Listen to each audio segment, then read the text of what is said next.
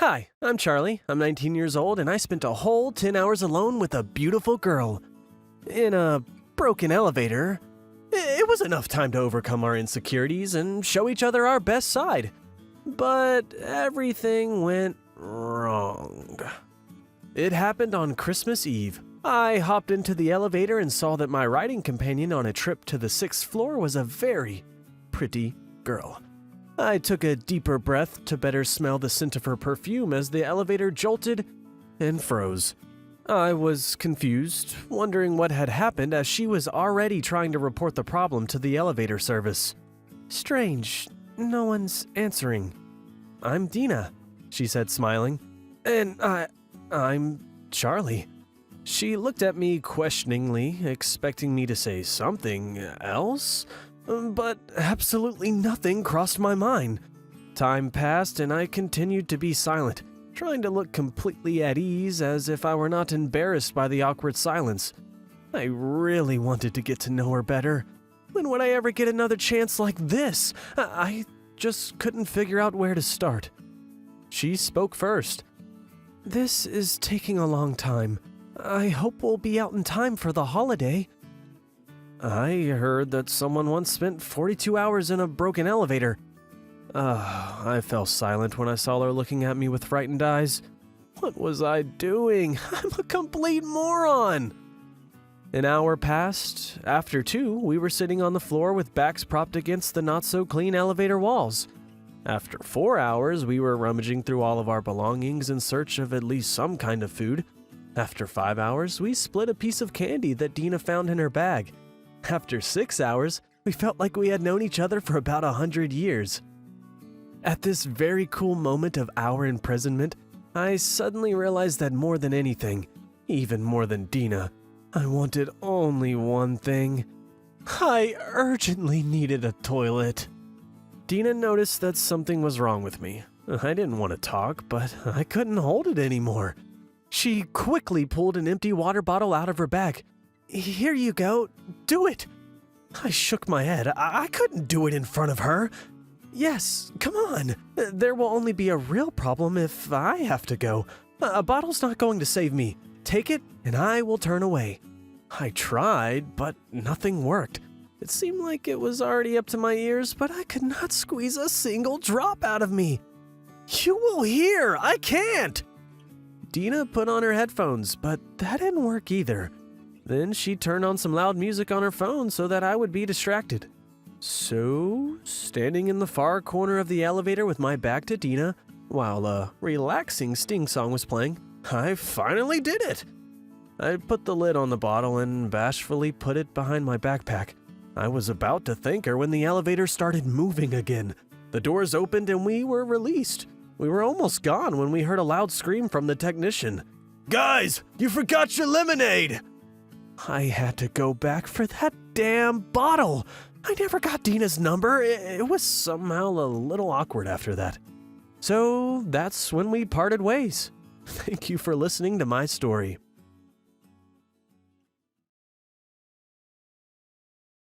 Hi everyone, my name's Marcus, and I'm 16. I'm not a fan of romantic comedies, candlelit dinners, and all that love nonsense. I have my dog Harry, and I don't need anybody else. Every morning I walk him in a park. But on the day of July 21st, being irritated by occasional strangers in order to avoid any contact, I turned onto a small path covered with grass and leading down to the lake.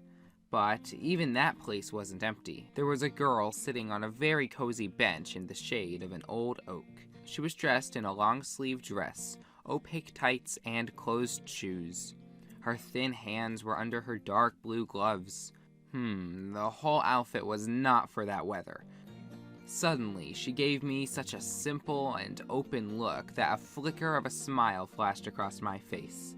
The stranger blushed and looked down embarrassed. It was clear that my uninvited appearance was quite unpleasant for her. Trying to maintain my dignity, I've stayed there for 5 more minutes and hurried to leave. The next morning, it was the same story. Our eyes met again, and there was disappointment. She must have been annoyed by the fact that I disturbed her privacy again, and I just felt bad. The only person whom I wanted to see so badly that morning was clearly not interested in my company. I kept coming back to the lake for the whole week.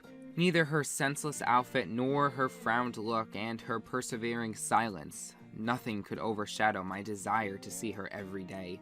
It was the time I dared to speak with her. The opportunity arose by itself. It was Sunday when she suddenly took off her glove to keep a persistent mosquito away. Right at that moment, my spaniel, as if on command, snatched it and ran away off with it into the woods. The girl's face got terrified. I was also taken aback. Not only it didn't look like Harry, but the girl's reaction left much to be desired. I rushed after the dog and hurried to return the glove. Unexpectedly, in response to that, the girl gave me a sweet and touching smile. 2 dimples showed up in her cheeks. Her face got enlightened as she spoke to me for the first time. "I'm Cass," she said.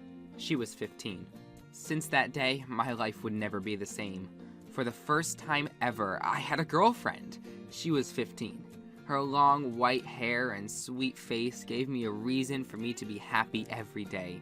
We laughed, talked, and even argued since I was a fan of DC while she was a fan of Marvel. The whole following week was just beautiful, right until the moment when I dared to touch her for the first time. I only touched her naked hand between her sleeve and the unfortunate glove, but she drew back terrified and ran away. She didn't show up for half a month. Every morning I kept going back to the bench near the lake just to find it empty. The hope to see my girlfriend again began to fade, when Cass suddenly appeared. She was sitting at our place, as if nothing happened, as beautiful and thin as before, in her long-sleeved dress and dark blue gloves on her hands. Then she confessed to me that she suffered from a very rare disease, and almost any touch of someone else's skin against hers caused a severe allergic reaction. Not everyone's touch was so dangerous for her. She could, well, endure some handshakes, but, as it turned out, not mine. She showed me her hand. There was a red, scaly, irritated spot in the place where I touched her. Cass wept bitterly and started to apologize of not telling me anything before. She felt sorry that she didn't cut off any contact, knowing that there's not much she could give back to me. I really wished I could console her somehow, but shocked couldn't utter a word. Unlike my dog Harry, who piercingly barked and jumped onto the bench between us, we burst into laughing and began to stroke that shaggy pimp. It's been already half a year since that conversation. During that time, I haven't even tried to hug or hold to my side the girl who I love. I can't do it, since she's got a severe allergy to me. She feels comfortable with me, and I do too. I understand that while we are young, we'll be together, but I also understand the impossibility of bringing this problem to the adult life.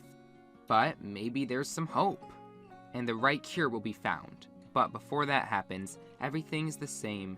The lake, the cozy bench under the shade of an old oak, a weird guy with his dog, and a beautiful girl with gloves on her hands.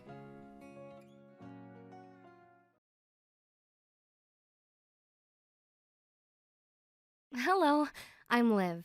I'm 22 and I always dreamed of skydiving, ever since I was a kid. My dad has done 11 jumps. When he would put me to bed when I was little, I asked him to tell bedtime stories again and again. Not about a beautiful princess, but about skydiving and the beauty of free fall.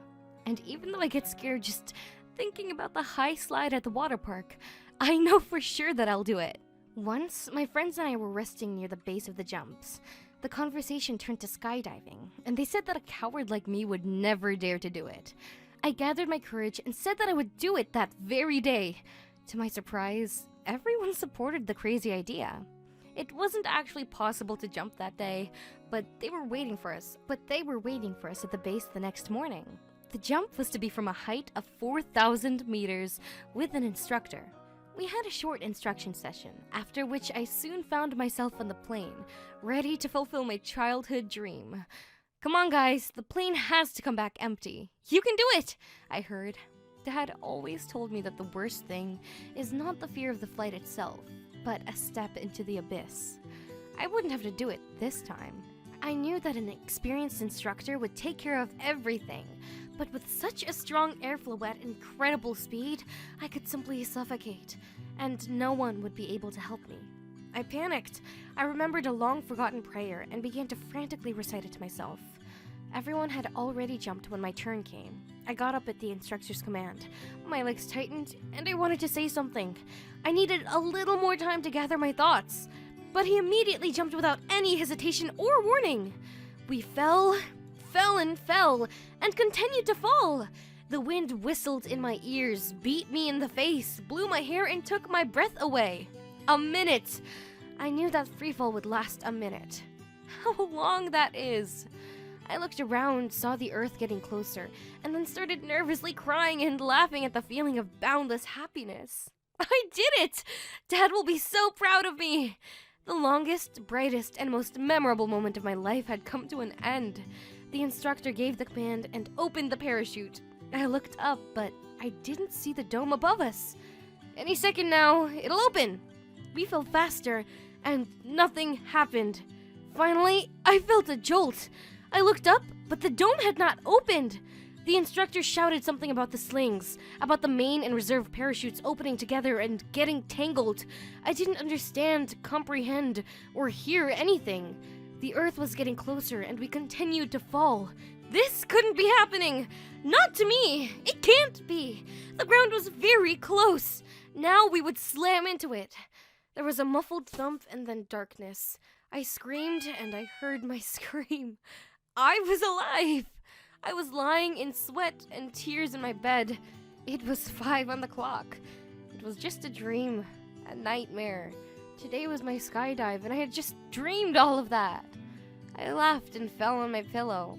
In the morning, I didn't go anywhere. My friends that day fulfilled my childhood dream for me, and I waited for them on the ground, at home, my bed, marred with shame and not even daring to answer the mountain of missed calls from them. I know it was just a dream, but I don't know what to do. Tell me in the comments what I should do. Jump or give up skydiving altogether. Thank you.